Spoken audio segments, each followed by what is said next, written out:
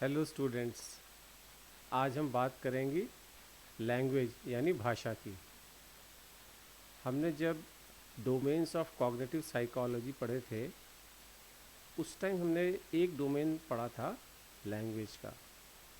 Language यानी कि भाषा जो है वो कॉग्निटिव साइकोलॉजी के एक डोमेन में आती है। डोमेन यानी कि क्षेत्र। तो सबसे पहले तो लैंग्वेज जो है क्या, आपको पता ही है। भाषा जो मैं बोल रहा हूँ ये लैंग्वेज है।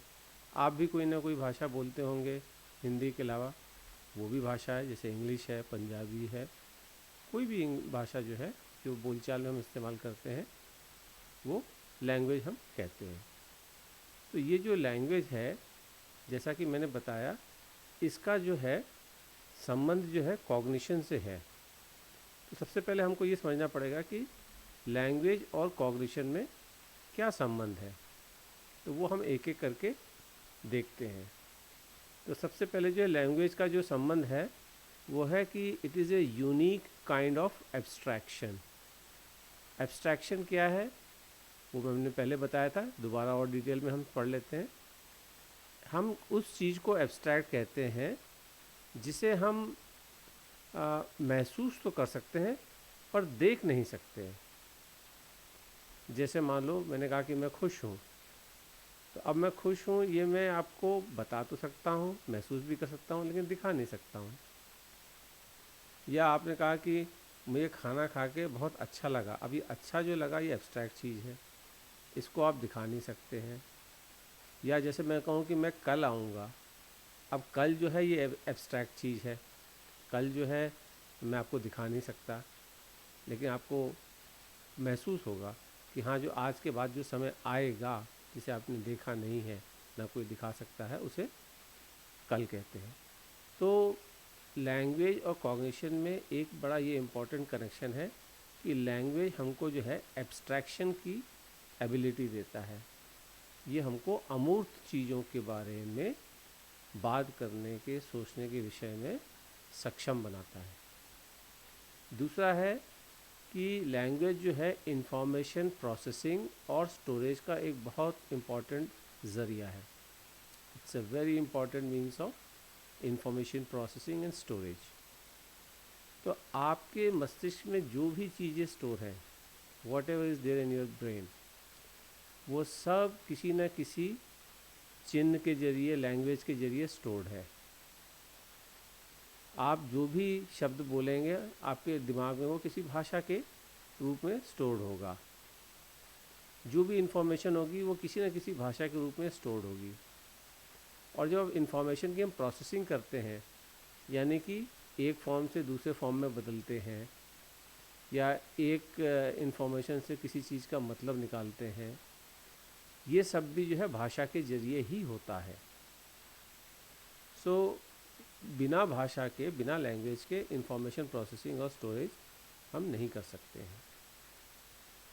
तीसरी चीज़ जो है लैंग्वेज और कॉग्निशन में ये है कि थिंकिंग और प्रॉब्लम सॉल्विंग, यानी चिंतन और समस्या का निराकरण, ये भी जो है हम लैंग्वेज के ज़रिए ही करते हैं। आप जब किसी चीज़ के बारे में सोचते हैं तो आप किसी न किसी भाषा में सोचते हैं। भाषा कोई सी भी हो सकती है, इससे मतलब नहीं कि भाषा कौन सी है। सो आप चिंतन जो करते हैं वो किसी भाषा में करते हैं। आपके सामने कोई समस्या आई, उसको सुलझाना है, तो उस समस्या को सुलझाने के लिए भी जो है आप जो बात करेंगे या उसको सॉल्व करने की कोशिश करेंगे, चाहे दिमाग में ही सॉल्व करने की कोशिश कर रहे हैं, कोई ना कोई जो है आप लैंग्वेज यूज़ कर रहे होते हैं।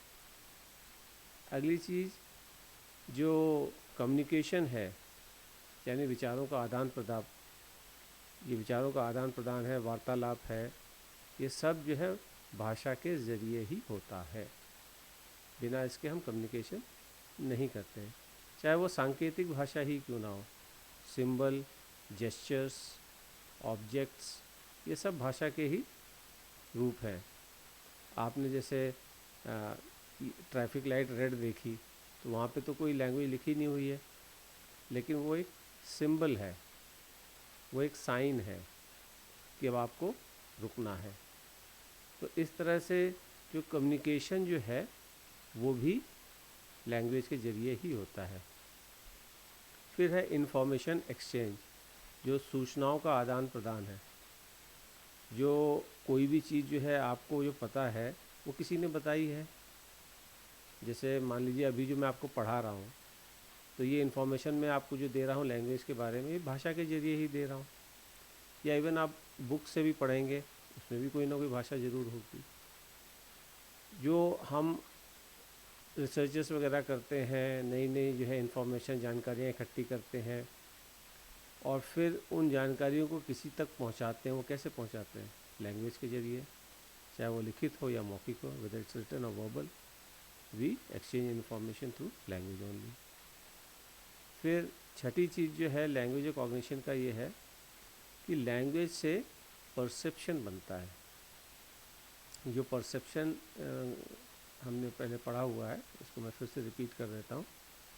परसेप्शन एक प्रोसेस है जिसपे हम एक्सटर्नल एनवायरनमेंट यानी बाहरी वातावरण की स्टिमुलाई यानी उद्दीपक, तो एक्सटर्नल एटमॉस्फेयर से जो हमें स्टिमुलस मिलते हैं वो सेंसरी ऑर्गन के ज़रिए हमारे ब्रेन में जाते हैं।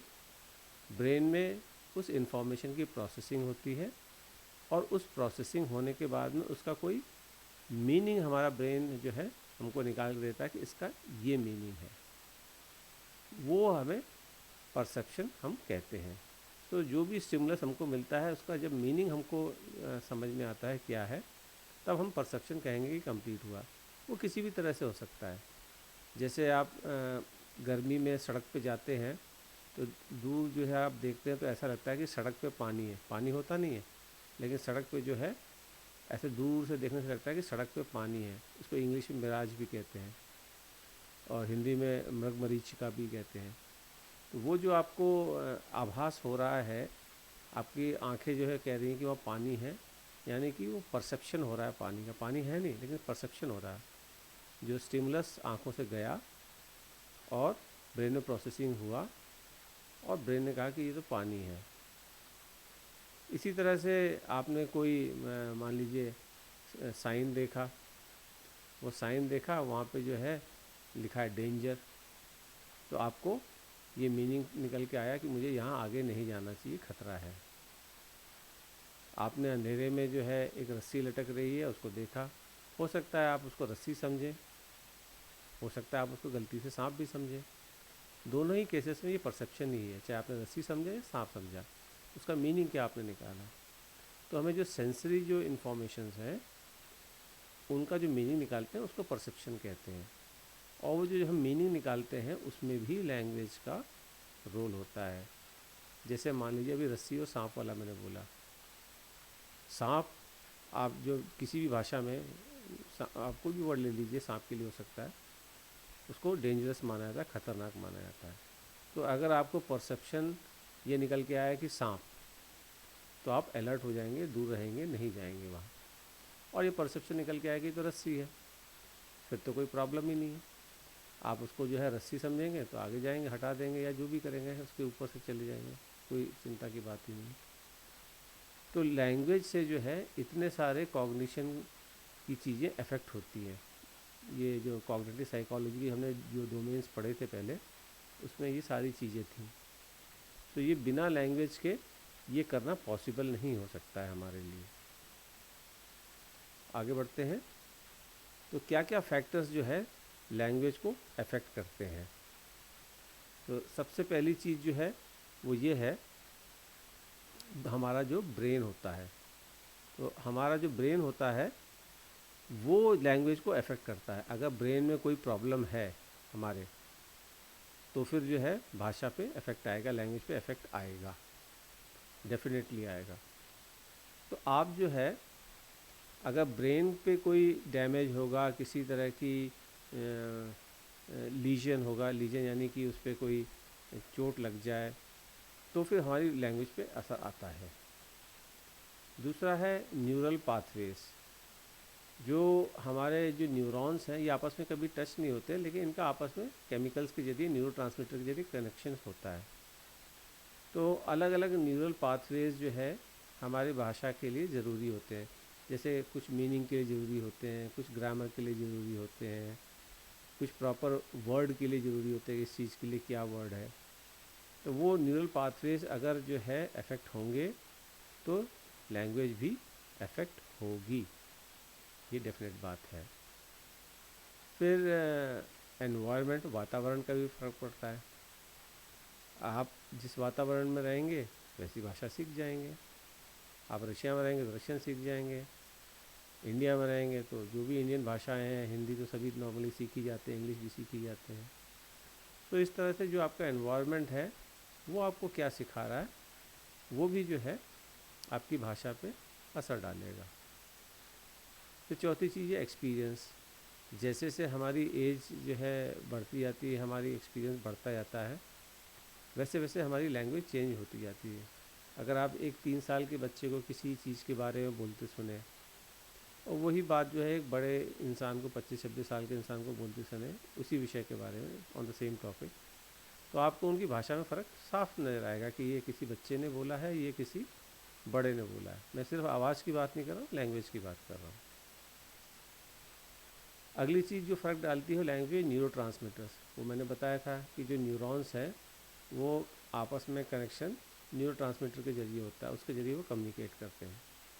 तो यदि जो न्यूरोट्रांसमीटर्स हैं उनमें गड़बड़ियाँ होंगी तो भी हमारे भाषा में फ़र्क आएगा, क्योंकि वो कनेक्शंस पर्टिकुलर जो है वो अफेक्ट होंगे। अगली चीज़ जो है वो है कॉग्निटिव फैक्टर। कॉग्निटिव फैक्टर्स मतलब हम चीज़ों को कैसे प्रोसेस कर रहे हैं, ये भी हमारी लैंग्वेज पे असर डालती है। सो कॉग्निटिव फैक्टर्स जो हैं वो भी हमारी लैंग्वेज पर असर डालते हैं। हम जैसे प्रोसेस करेंगे ऑब्वियसली हमारी वैसी ही भाषा होगी। This is another thing. Now ये जो सारे फैक्टर्स मिला के लैंग्वेज पे असर डालते हैं, तो ये जो है हमको याद रखना पड़ेगा। आगे बढ़ते हैं लैंग्वेज में हम, वो है कंपोनेंट्स ऑफ लैंग्वेज। कंपोनेंट्स मतलब अवयव, हिंदी में अवयव कहते हैं। तो अब ये क्या होते हैं कंपोनेंट्स ऑफ लैंग्वेज, इसको समझते हैं हम एक एक करके। जैसे जिसे कहते हैं ना हिस्से पुर्जे, ये हिस्से पुर्जे हैं लैंग्वेज के। तो सबसे पहले है फोनेम। फोनेम जो है वो सबसे लोएस्ट लेवल पे है, सबसे निचले लेवल पे है। इसमें क्या है, ये सबसे छोटी वो साउंड्स हैं जो हम निकालते हैं। जैसे कि इंग्लिश की हम जैसे बात करें तो इसमें जो है वॉवल्स भी होते हैं, कॉन्सोनेंट्स भी होते हैं, और हर एक की साउंड अलग अलग होती है। जैसे बी बोला तो बी एक साउंड है, खाली बी का अपने में कोई मीनिंग नहीं है, लेकिन ये एक साउंड है। जैसे सी बोला, सी भी जो है अपने में एक साउंड है, पर इसका कोई मीनिंग नहीं है, सिर्फ सी का कोई भी मीनिंग नहीं है। तो फोनेम्स जो है वो सबसे छोटे वो प्रोनाउंसिएशंस होते हैं, सबसे छोटे वो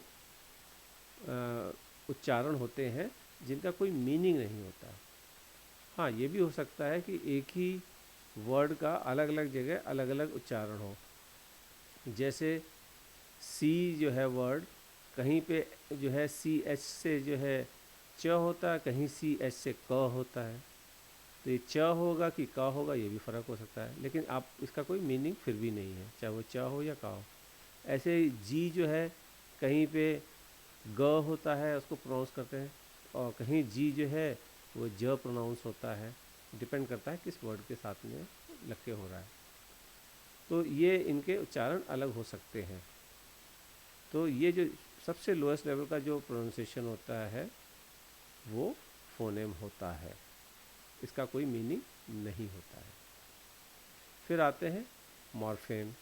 मॉर्फेम जो है दो या दो से अधिक जो अल्फ़ाबेट्स हैं उनको मिलके बनता है, और ये लोएस्ट लेवल का मीनिंगफुल उच्चारण होता है। मतलब इसका कोई ना कोई मीनिंग निकल रहा होता है।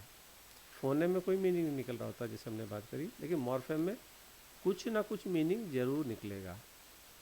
जैसे अगर हम इंग्लिश की बात करें तो जो सबसे स्मॉलेस्ट, सबसे शॉर्टेस्ट मॉर्फेम यानी कि मीनिंगफुल प्रोनाउंसिएशन वो क्या है, एक तो आई हो गया, आई जो है मैं के रूप में यूज़ करते हैं कि आई एम गोइंग, मतलब मैं जा रहा हूँ। फिर ए हो गया, या अ भी आप प्रोनाउंस करते हैं।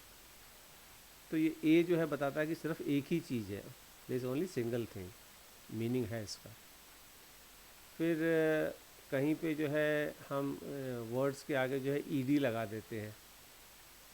ईडी का मतलब हो जाता है पास्ट टेंस, जैसे लाइक और लाइक्ड, तो ये भी ईडी लगाना जो है मीनिंगफुल है।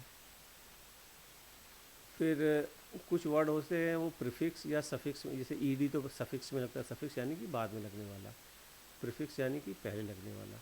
तो कुछ वर्ड जो है पहले लगाते हैं प्रीफिक्स, तो उससे भी मीनिंग हो जाता है चेंज। जैसे दिस है, डी वाई एस, या कहीं कहीं डी आई एस भी है, वो लगाने से मतलब हो जाता है कि चीज़ ख़राब है, कुछ ना कुछ गड़बड़, जैसे डिस फंक्शन, डिसलाइक, है ना। तो वो डिस लगते ही हमको समझ आता है कि आगे जो भी चीज़ आएगी वो ख़राब है। तो खाली डिस का मतलब ही है कि समथिंग इज़ रॉन्ग। तो ये मॉर्फेम ये होते हैं। फिर आते हैं सिमेंटिक्स, या शब्द या वर्ड। तो फोनेम मॉर्फेम के बाद में इनसे मिलके फिर बनते हैं वर्ड्स। वर्ड्स जिनका कोई मीनिंग हो, कोई भी वर्ड हो सकता है, जैसे ऑरेंज है, ऑरेंज के अगेन कई मीनिंग हो सकते हैं। ऑरेंज संतरे को भी कहते हैं, ऑरेंज रंग को भी कहते हैं। तो कोई भी जो वर्ड्स हैं जिसका मीनिंग है वो सिमेंटिक्स में आता है। फिर जो है चीज़ आती है सिंटैक्स। सिंटैक्स यानी कि ग्रामर। वर्ड्स के बाद में अब उन वर्ड्स को सेंटेंस में कैसे अरेंज करना है, उन शब्दों को वाक्य में कैसे पिरोना है, ये चीज़ हमको कौन बताता है? ये हमको ग्रामर बताती है। तो सिंटैक्स जो है वो नेक्स्ट लेवल है वर्ड के बाद में। जब वर्ड्स हमको आ गए, फिर अब उनको वर्ड्स को अरेंज कैसे करना है ये सीखना है, वो सिंटैक्स में आ गया। और फिर आता है प्रैग्मेटिक्स। प्रैग्मेटिक्स क्या है, इसको ध्यान से समझिए, क्योंकि ये एब्स्ट्रैक्ट चीज़ है थोड़ी सी। ये लिखित में नहीं होती है, लेकिन लैंग्वेज में काम तो आती है। क्या है प्रैग्मेटिक्स? जैसे आप किसी अपने क्लोज़ फ्रेंड से बात कर रहे हैं, तो आप किस लहजे में बात करेंगे, क्या शब्द यूज़ करेंगे, वो अलग होगा।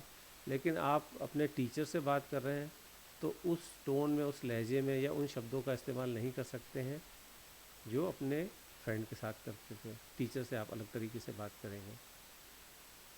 ये प्रैग्मेटिक्स के अंदर आता है। फिर आपका जो है आपको कब बोलना है और कब रुकना है, ये आपको समझ में आना चाहिए। जब आप किसी से बात कर रहे हैं तो आपको पता होता है ना कि अब इसका सेंटेंस ख़त्म हो गया है और अब जो है मुझे बोलना है, या अब ये चुप हो गया है, अब मुझे जो है उत्तर देने की मेरी बारी है। तो ये आपको कैसे पता लगता है? ये आपको प्रैग्मेटिक्स से पता चलता है, जो आप अनुभव से जो है सीखते रहते हैं अपनी पूरी ज़िंदगी, और उसके बाद में जो है आपको आइडिया लग जाता है कि अब मुझे बोलना है कि चुप रहना है। तो ये भी जो है प्रैग्मेटिक्स का एक हिस्सा है। ठीक है। फिर आपको जो है कोई, जैसे मान लीजिए चुटकुला सुना रहे हैं आप, तो चुटकुला सुनाने के लिए आप जो है एक अलग तरीके से जो है माहौल क्रिएट करते हैं, भूमिका बनाते हैं, इन्फॉर्मेशन देते हैं, कि ताकि लोगों को जब वो फाइनल आप पंच लाइन बोलें तो लोगों को हंसी आए। सो ये सब चीज़ें जो है प्रैग्मेटिक का हिस्सा है। कैसे बोलना है, किस शब्द पे जोर देना है, किस में कहाँ गैप देना है, पॉज देना है, ये सब प्रैग्मेटिक का हिस्सा है। तो इन सब को मिला के जो है लैंग्वेज बनती है। These are the components of language. ये भाषा के अवयव हैं। फिर जो है अगली चीज़ जो है आती है, वो है stages of language acquisition. Stages of language acquisition का मतलब है हम जो भाषा सीखते हैं वो किन स्टेजेस में सीखते हैं, ये सवाल है। ऐसा तो होता नहीं कि हम भाषा जो है सीधे, कोई बच्चा पैदा होता है और सीधे सीधे बोलना शुरू कर देता है, ऐसा तो होता नहीं। टाइम लगता है बच्चे को भाषा सीखने में, बोलने में। तो वो कौन कौन सी स्टेजेस होती हैं वो हम एक एक करके देखते हैं। तो सबसे पहली स्टेज है वो है कूइंग। तो कूइंग में क्या होता है, बच्चा जब पैदा होता है तो आपने देखा होगा आ ई यू ओ ऐसे करके बोल रहा होता है, ये कूइंग है। इसमें क्या है, बच्चा जो वॉवल्स हैं वो वॉवल्स की साउंड निकाल रहा था, आ ई ओ ऊ, ये सब जो है कर रहा होता है, वॉवल्स हैं ये। वो किसी भी भाषा का हो, वो चाहे इंग्लिश हो या हिंदी हो, हर भाषा में जो है वॉवल्स और कॉन्सोनेंट्स होते हैं। जैसे हिंदी की बात करते हैं आ ई उ ऊ ए आई ओ औ अंगा, ये सब जो है वॉवल्स हैं, और बाकी जो है का खा गा गा ये सब जो है कॉन्सोनेंट्स हैं। तो बच्चा पहले जो है वॉवल्स बोलना, वॉवल साउंड्स निकालता है, साउंड्स निकालता है।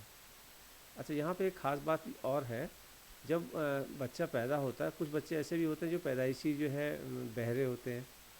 आपने शायद देखा होगा या सुना होगा या मालूम होगा आपको कि जो पैदाइशी बहरे होते हैं वो पैदाइशी गूंगे भी होते हैं।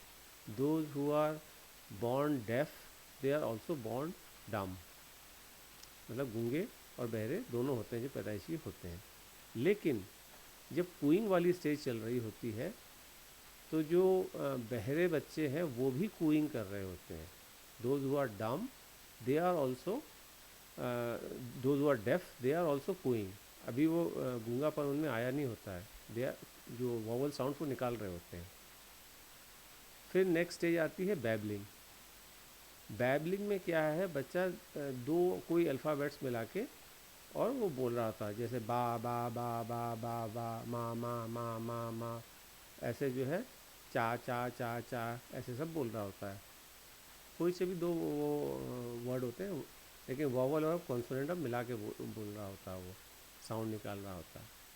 अब ये बैबलिंग वाली स्टेज में जो जो डम जो डेफ बच्चे थे, ये बैबलिंग अब इनकी बंद हो जाती, जो पैदाइशी जो डेफ होते हैं वो उनकी बैबलिंग बंद हो जाती। हो सकता है शायद इसलिए कि कूइंग स्टेज में जब उनको बोलने की कोशिश करते हैं लेकिन उनको अपनी आवाज़ सुनाई नहीं देती होगी क्योंकि वो डेफ है, तो फिर वो प्रयास ही करना बंद कर देते हैं कि ये कुछ होता है, तो शायद इसलिए जो है वो बैबलिंग बंद हो जाती होगी। लेकिन ये तय बात है, it's a definite thing that at the stage of babbling those who are born deaf, they do not do babbling, they do cooing but they don't do babbling. जो पैदाइशी बहरे होते हैं वो कूइंग तो करते हैं लेकिन बैबलिंग नहीं करते हैं। तो ये जो बैबलिंग की स्टेज जो है कुछ महीनों में बच्चा करने लग जाता है, 3-4 महीने की करने लग जाता है। फिर जो है आता है होलो फ्रेज।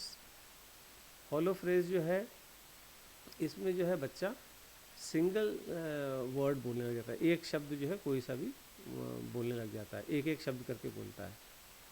वो हो सकता है उसको कई शब्द आते हों लेकिन एट ए टाइम वो एक ही शब्द बोलेगा, अभी शब्दों को कंबाइन नहीं कर रहा है। जैसे मम्मा, तो माँ को बुलाना है तो मम्मा बोलेगा। जैसे दूध चाहिए, दूध दू, ऐसे बोलेगा। घूमने जाना तो बोलेगा घूमी, ऐसे करे बोलेगा। तो ये हॉलो फ्रेज वाली स्टेज हुई। ये तकरीबन 1 साल के आसपास जो है बच्चा हॉलो फ्रेज बोलने लग जाता है।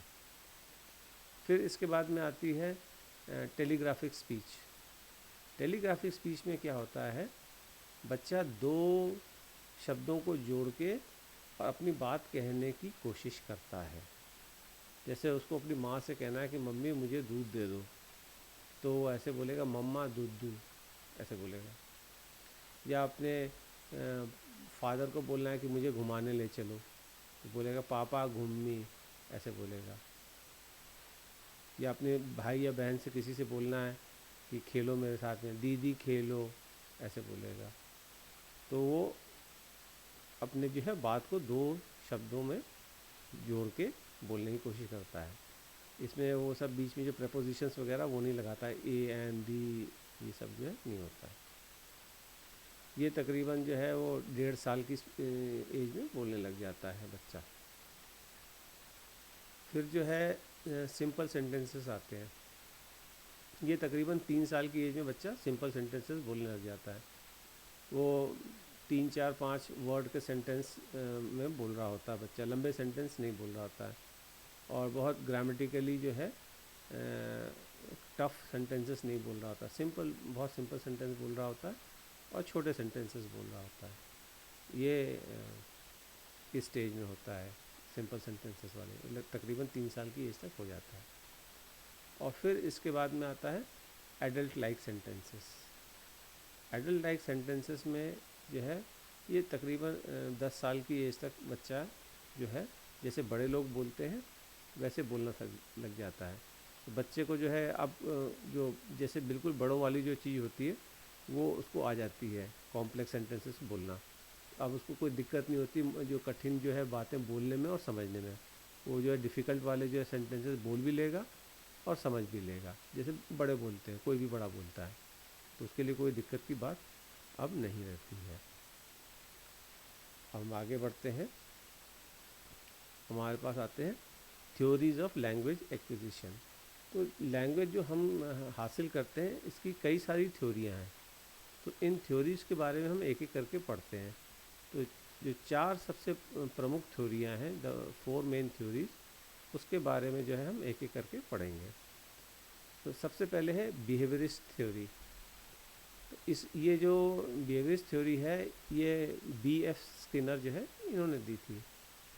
तो भाषा जो है, इनका कहना था कि भाषा बच्चा इसलिए सीखता है क्योंकि उसको कुछ चाहिए। बिहेवियरिस्ट क्या होते हैं? वो स्टिमुलस और रिस्पॉन्स से हर चीज़ एक्सप्लेन करते हैं। स्टिमुलस यानी उद्दीपक, रिस्पॉन्स यानी प्रतिक्रिया। तो वो बिहेवियरिस्ट का ये कहना है कि बच्चे को कुछ चाहिए तो वो पाने के लिए वो चीज़ उसको बोलने से मिलेगी तो वो बोलना सीख जाता है। यानी कि उसका रीइंफोर्समेंट हो रहा था। जैसे उसने दुद्धू बोला तो उसको दूध मिल गया, तो अब जो है वो इसलिए दुद्धू बोलना सीख गया। उसने माँ चाहिए उसको तो उसने मम्मा बोला तो माँ आ गई। तो उसका ये जो स्टिमुलस रिस्पॉन्स वाला कनेक्शन बन गया और वो कंडीशनिंग उसकी हो गई। तो अब उसको पता है कि माँ चाहिए तो मुझे मम्मा बोलना है, ऐसे वो सीखता है। ये बिहेवियरिस्ट का कहना था। लेकिन इसमें भी कमियां थी। अब बच्चा जो है वर्ड्स तो सीख जाएगा आसपास सुन के, लेकिन ग्रामर फिर कैसे सीखता है? ग्रामर तो बच्चे को कोई नहीं सिखाता है कि ये नाउन है, कि ये वर्ब है, ये संज्ञा है, ये सर्वनाम है, कि पहले संज्ञा आएगा कि सर्वनाम आएगा, कहाँ सेंटेंस जो है कैसे बनेगा। फिर वो चीज़ बच्चा कैसे सीखता है? फिर दूसरी चीज़, अगर बच्चा यही चीज़ें पाने के लिए कर रहा है तो फिर पैदा होते ही क्यों नहीं करने लग जाता है?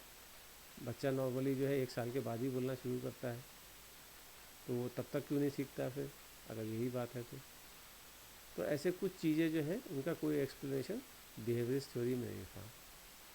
तो एक चीज़ है इननेट थ्योरी, ये नोम चॉम्स्की ने दी थी। तो इनका ये कहना था कि जो बच्चे का ब्रेन होता है उसमें स्पेशल लैंग्वेज एबिलिटी पैदाइशी होती है। इन्होंने एक चीज़ कही, उसे कहते हैं लैंग्वेज एक्विजिशन डिवाइस, शॉर्ट में LAD। तो ये लैंग्वेज एक्विजिशन डिवाइस यानी कि जो LAD है, ये पैदाइशी जो है ब्रेन में होता है और इसके ज़रिए जो है बच्चा लैंग्वेज सीखता है, क्योंकि वो डिवाइस ऑलरेडी है। तो जैसे जैसे बच्चे को जो है ब्रेन डेवलप होता जाएगा उसका वो डिवाइस जो है लैंग्वेज सीखता जाएगा, ऐसा नोम चॉम्स्की का कहना था। लेकिन इस थ्योरी में भी कमी थी। जैसे अगर बच्चे को ऐसे एक ऐसा हुआ था, एक 13 साल की जो एक लड़का था, उसके माँ और बाप दोनों डेफ और डैम थे, यानी गूंगे और बहरे थे माँ और बाप। वो तो बच्चे से बात नहीं कर सकते थे, बच्चा नॉर्मल था, बच्चे में कोई कमी नहीं थी। तो वो क्योंकि बात नहीं कर सकते थे इसलिए उन्होंने क्या किया था कि घर में टीवी रेडियो वगैरह रखे हुए थे ताकि बच्चा उनसे सुन सुन के बातों को सीखे। लेकिन वो बच्चा जो है बोलना नहीं सीख पाया जैसे कि नॉर्मली बच्चे सीखते हैं। तो अगर वो लैंग्वेज एक्विजिशन डिवाइस की वजह से ही सीख रहे हैं तो फिर ये क्यों नहीं सीखा, इसका जो है कोई जवाब नहीं। तो इस तरह से ये इसमें भी कमी थी। फिर जो है एक कॉग्निटिव थ्योरी है लैंग्वेज एक्विजिशन की, जिसे जॉन पियाजे ने दिया था। इसको लिखते जीन है लेकिन प्रोनाउंस जॉन करते हैं, फ्रेंच नाम है ये, इसलिए इसको ऐसे प्रोनाउंस करते हैं। तो जॉन पियाजे ने जो थ्योरी दी थी, इन्होंने एक थ्योरी ऑफ कॉग्निटिव डेवलपमेंट दी थी कि अलग अलग जो है बच्चे के कॉग्निटिव डेवलपमेंट होता है, यानी कि संज्ञानात्मक विकास अलग अलग स्टेजेस में होता है। तो वो स्टेजेस थी, सबसे पहले थी रिफ्लेक्स स्टेज थी, फिर उसके बाद में जो है प्री ऑपरेशनल स्टेज थी, फिर कॉन्क्रीट ऑपरेशनल स्टेज थी, फिर जो है फॉर्मल ऑपरेशनल स्टेज थी, फिर ऑपरेशनल स्टेज थी, और फिर जो है फॉर्मल ऑपरेशनल स्टेज थी। तो इस तरह से हर स्टेज में अलग अलग जो है कॉग्निटिव डेवलपमेंट हो रहा है, जो संज्ञानात्मक विकास है वो अलग अलग स्टेज में हो रहा है। अब इसमें जो है इनका ये कहना था कि जिस लेवल का डेवलपमेंट ब्रेन में आ जाता है उस लेवल की वो भाषा सीख जाता है। जैसे बच्चे को छोटा और बड़ा जब समझ में आने लग जाए कि छोटा क्या होता है, बड़ा क्या होता है, तब वो ये वर्ड सीखेगा। पहले कॉन्सेप्ट आएगा दिमाग में और फिर जो है वो उन चीज़ों को सीखेगा। तो लेकिन ये भी जो है थ्योरी में कुछ कमी थी कि अगर ऐसा है तो एक लड़की थी, वो तकरीबन 13 साल की एज तक जो है उसके पास में कोई ह्यूमन बीइंग नहीं था। तो 13 साल की एज के बाद वो मिली, तो उसको जो है फिर ह्यूमन बीइंग के साथ में रखा गया, लेकिन वो वैसे लैंग्वेज नहीं सीख पाई जैसे आम बच्चे बोलते हैं। अब ये क्या हो रहा है, अगर कॉग्निटिव डेवलपमेंट वाली हम बात करें तो 13 साल के बच्चे को तो कॉग्निटिव डेवलपमेंट भाषा के एंगल से तो पूरा हो चुका है, फिर वो क्यों नहीं सीखी? और उसको ह्यूमन बीइंग के साथ में भी रख लिया तो भी नहीं सीख पा रही है अब। तो ये भी जो है चीज़ इससे एक्सप्लेन नहीं हो पा रही है। तो इसमें भी कुछ ना कुछ कमियां थी। तो फिर है एक इंटरेक्शन थ्योरी। तो इंटरेक्शन थ्योरी जो है जेरोम ब्रूनर ने दी थी। इसका कहना ये है कि जो भाषा सीखता है बच्चा, वो इसलिए सीखता है क्योंकि उस अपने आसपास के जो लोग हैं, चाहे वो पेरेंट्स हैं या पीयर्स यानी कि दोस्त वगैरह हैं या फैमिली मेम्बर्स हैं, उनसे इंटरेक्शन की वजह से सीखता है। तो इन्होंने जो है एक फ्रेज़ दिया, वो है LASS। LASS का फुल फॉर्म है लैंग्वेज एक्विजिशन सपोर्ट सिस्टम। तो ये लैंग्वेज एक्विजिशन सपोर्ट सिस्टम यानी कि LASS जो है, इसकी वजह से जो है बच्चा लैंग्वेज सीखता है। लेकिन ये थ्योरी भी जो है कम्प्लीटली फ्लॉलेस नहीं है, इसमें भी कमी है। कि जैसे कुछ कल्चर्स में होता है बच्चों के साथ में खूब माँ बाप बात करते हैं, और कुछ कल्चर्स में ऐसा नहीं होता है। लेकिन भाषा तो बच्चा जो है तकरीबन एक ही साथ सीखते हैं, चाहे वो किसी भी कल्चर का हो, बच्चा तकरीबन उसी एज में और उसी सीक्वेंस में सीखता है। तो अगर ऐसा है, लैंग्वेज एक्विजिशन सपोर्ट सिस्टम की वजह से सीख रहा है, तो जहाँ ज़्यादा इंटरेक्शन किया जा रहा है वहाँ पे जल्दी सीखना चाहिए, और जहाँ इंटरेक्शन कम दिया जा रहा है वहाँ पे देर से सीखना चाहिए। लेकिन ऐसा तो नहीं होता है। तो ये भी इस थ्योरी में भी कमी है। यानी कि कोई भी एक थ्योरी जो है वो कम्प्लीटली एक्सप्लेन नहीं कर पा रही है सब चीज़ों को। कोई थ्योरी कुछ एक्सप्लेन कर रही है, कोई थ्योरी कुछ एक्सप्लेन कर रही है, और ये तकरीबन हर जगह लागू होता है। हर चीज़ को एक्सप्लेन करने के लिए कई सारी थ्योरी होती है और कोई भी परफेक्टली एक्सप्लेन नहीं कर रही होती है। तो कहीं पे जो है किसी थ्योरी पे हमको रिलाई करना पड़ता है, कुछ चीज़ों के लिए किसी पे रिलाई करना पड़ता है, और वही चीज़ लैंग्वेज एक्विजिशन है। अगली चीज़ है dissociation of language from intelligence. इसको समझ लीजिए, ये इम्पोर्टेंट है इन द सेंस कि आम तौर मतलब इसका मतलब ये हुआ, अगर हम शाब्दिक अर्थ की बात करें, कि जो भाषा और बुद्धिमत्ता है इसका आपस में कोई संबंध नहीं है।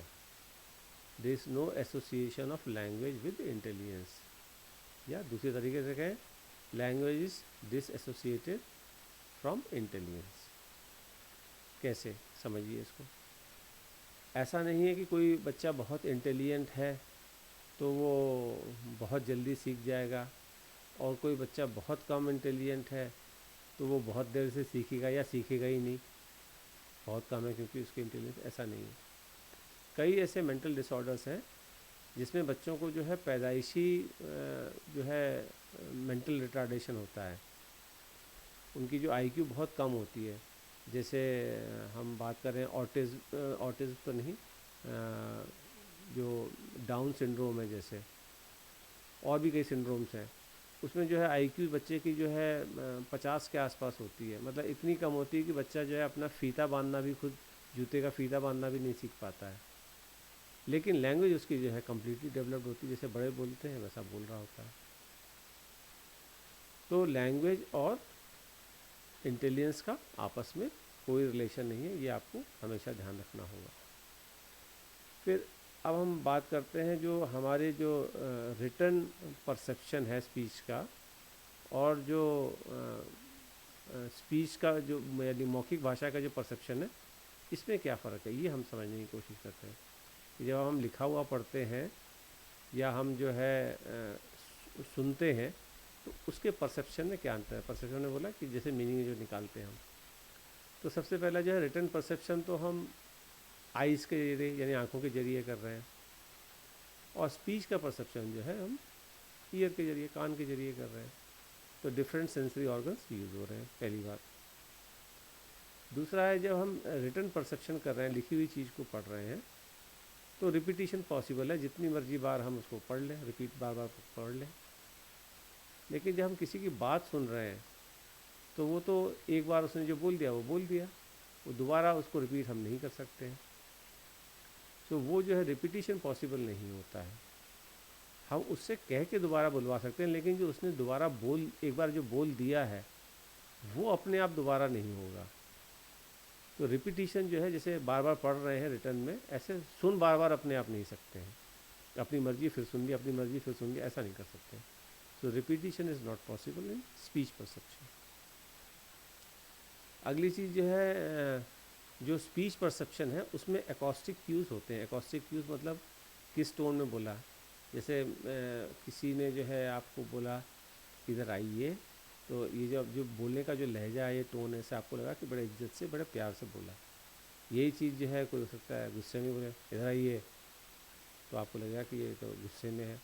लेकिन अगर हिंदी में या इंग्लिश में किसी भी भाषा में अगर लिखा हुआ है यही चीज़ कि इधर आइए, तो उसको पढ़ के जो है आपको समझ में नहीं आएगा कि प्यार से कहा है कि गुस्से में कहा है या कैसे कहा है, क्योंकि वो एकॉस्टिक क्यूज़ नहीं है। So in written perception acoustic cues are not available, whereas in speech perception acoustic cues are available. अगली चीज़ जो है, जो वर्बल क्यूज़ हैं, वो जो है उसमें रिटन परसेप्शन में नहीं है, लेकिन स्पीच परसेप्शन में है। जैसे वर्बल क्यूज़ की इस तरह समझिए, जैसे रुक जाना। आप जब बोलते में कहीं रुक गए, तो अब जो है आपको उम्मीद है कि सामने वाला बोलेगा, इसलिए आप रुक गए हैं। रिटर्न में ऐसा नहीं है। रिटर्न में आपको समझना पड़ेगा, अच्छा यहाँ पे ये रुक गया, फुल स्टॉप लगा है या क्वेश्चन मार्क लगा है या कॉमा लगा है या सेमी कॉलन लगा है, इससे आपको आइडिया लगेगा कि ये रुक गया है। या एम्फेसिस देना जो होता है, किसी शब्द को जोड़ देने का, मैं कल ही करूँगा, तो ये कल पे जो जोड़ दिया है, ये जो है ये भी एक क्यू है जो कि रिटर्न में नहीं हुआ है। कहाँ पे एम्फेसाइज करके बोला वो नहीं किया। फिर लेकिन जो सबसे ख़ास बात है वो नॉन वर्बल क्यूज़ की, वो ये है बॉडी लैंग्वेज। बॉडी लैंग्वेज जो हमारे, जिस तरह से हमारा जो शरीर है, कैसे हम खड़े हैं, हमारे हाथ की क्या पोजीशन है, हमारी भौवें तनी हुई हैं, रिलैक्स्ड हैं, चेहरे पे स्माइल है नहीं है, ये सब नॉन वर्बल क्यूज़ में आते हैं। तो जब हम किसी से बात कर रहे होते हैं, यानी कि स्पीच परसेप्शन के दौरान, ये नॉन वर्बल क्यूज़ होते हैं, लेकिन रिटन परसेप्शन में ये नॉन वर्बल क्यूज़ नहीं होते हैं।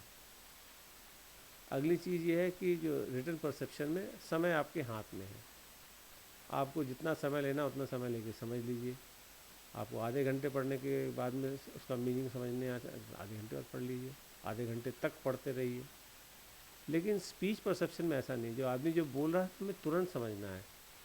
अगर हम तुरंत नहीं समझेंगे तो आगे की बात ही समझ में नहीं आएगी, उसको जवाब कैसे देंगे। So in speech perception the understanding is spontaneous, whereas in written perception there is no constraint of time. Time is in your hand. जो आपको समझना समझ लीजिएगा। तो रिटन परसेप्शन में क्या क्या चीज़ें होती हैं, अल्फ़ाबेट्स होते हैं जो मैंने बताया था, वॉवल्स, कॉन्सोनेंट्स, वो मिला के वर्ड्स बनाते हैं। उन वर्ड्स को एक पर्टिकुलर तरीके से अरेंज करते हैं ग्रामर के हिसाब से। फिर जो है आप जो है ग्रामर को जो है, जो सेंटेंस बना, फिर जो है आपने समझ में आया कि इसका मीनिंग क्या है।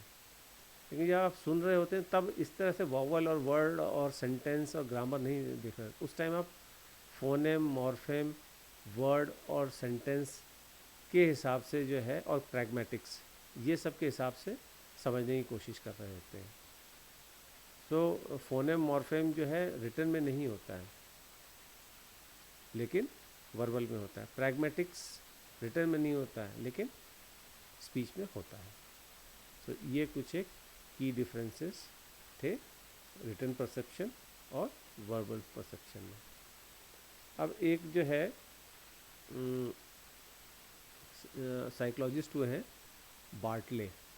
तो बार्टले ने जो है एक एक्सपेरिमेंट किया था, उसके बारे में हम बताते हैं।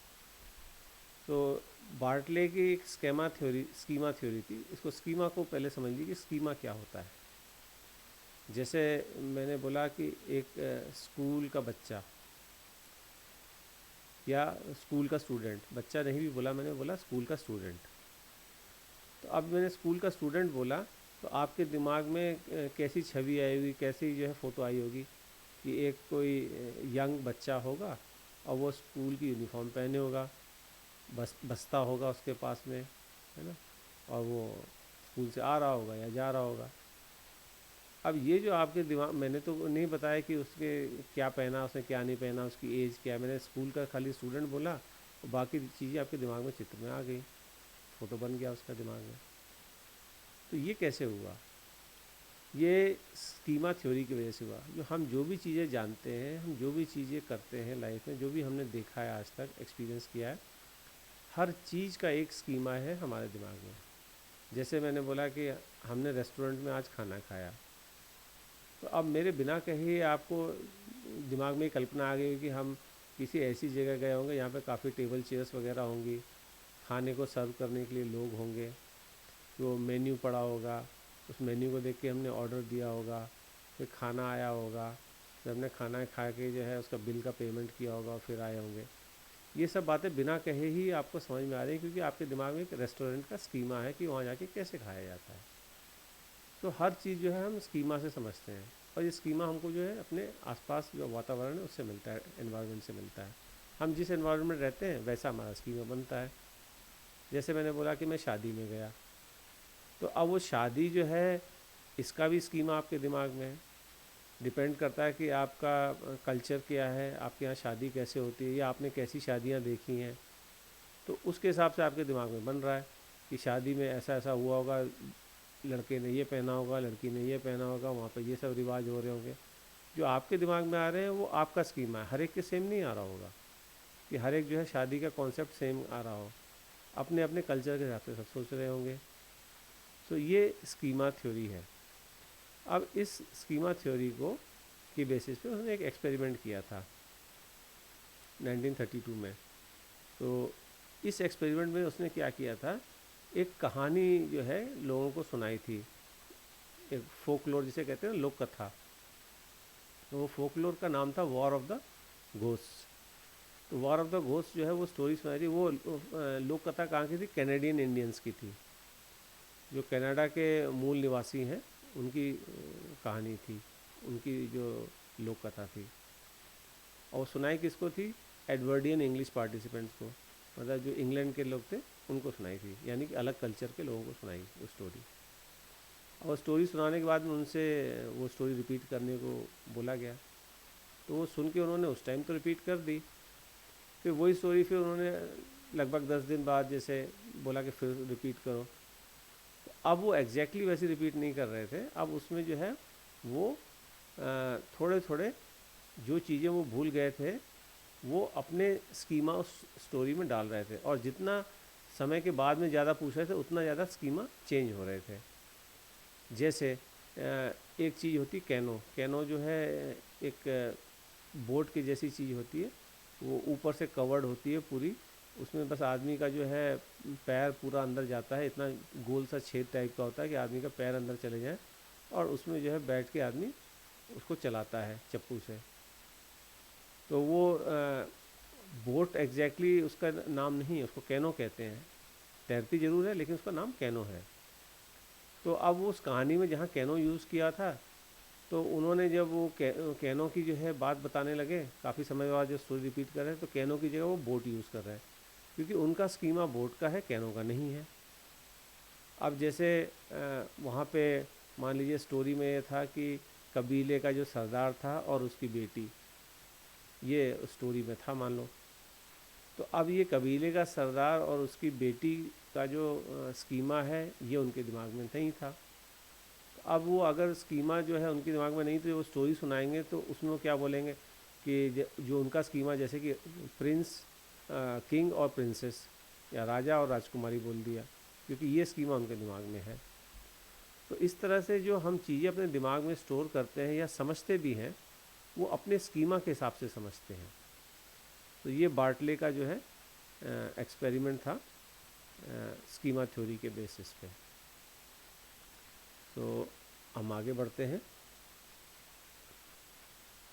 लैंग्वेज और स्पीच डिसऑर्डर्स पे आते हैं। तो लैंग्वेज और स्पीच के क्या क्या डिसऑर्डर्स हैं ये हम एक एक करके देखते हैं।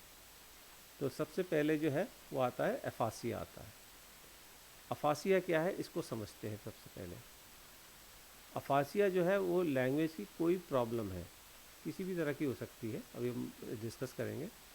तो वो जो है आप अगर लैंग्वेज प्रॉपरली बोल नहीं पा रहे हैं या समझ नहीं पा रहे हैं तो वो जो है अफासिया में आता है।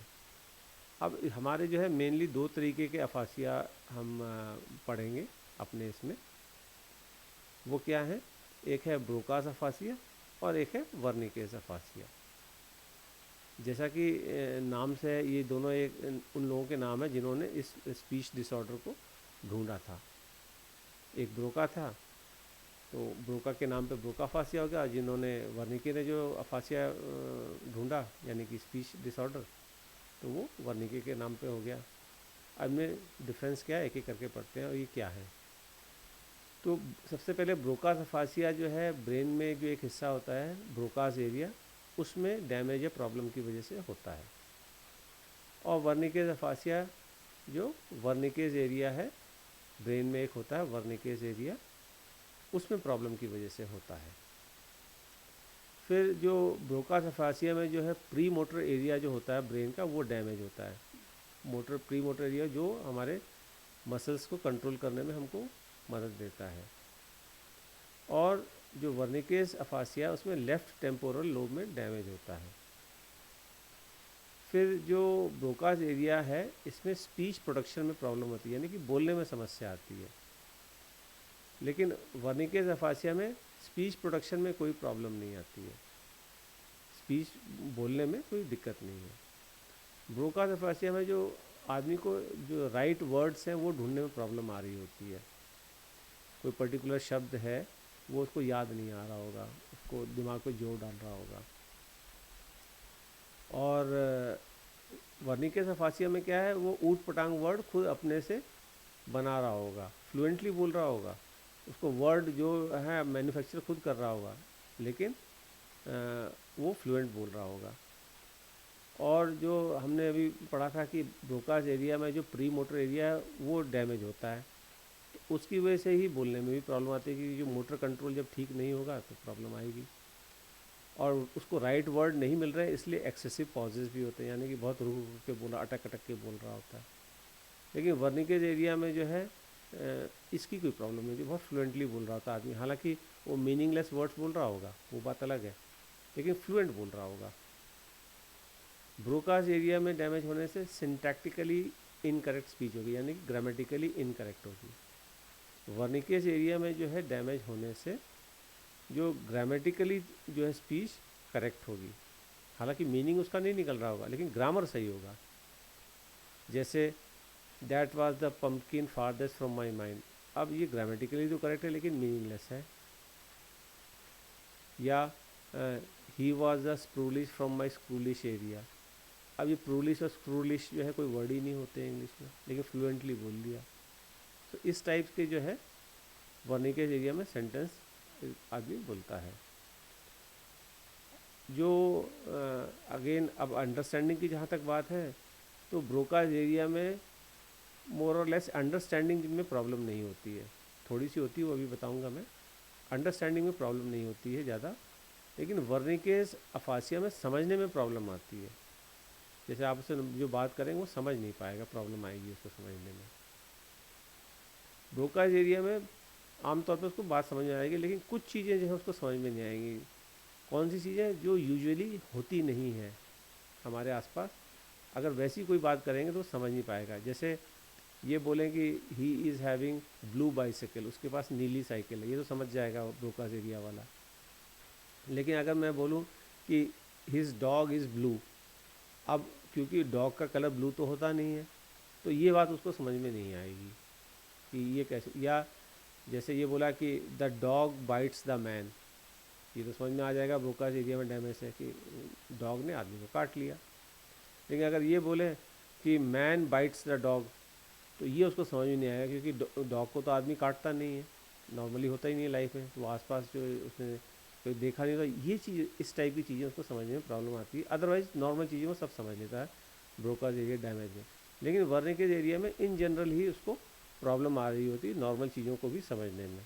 तो ये की डिफरेंसेस थे ब्रोकास अफासिया और वर्निकेज अफासिया में।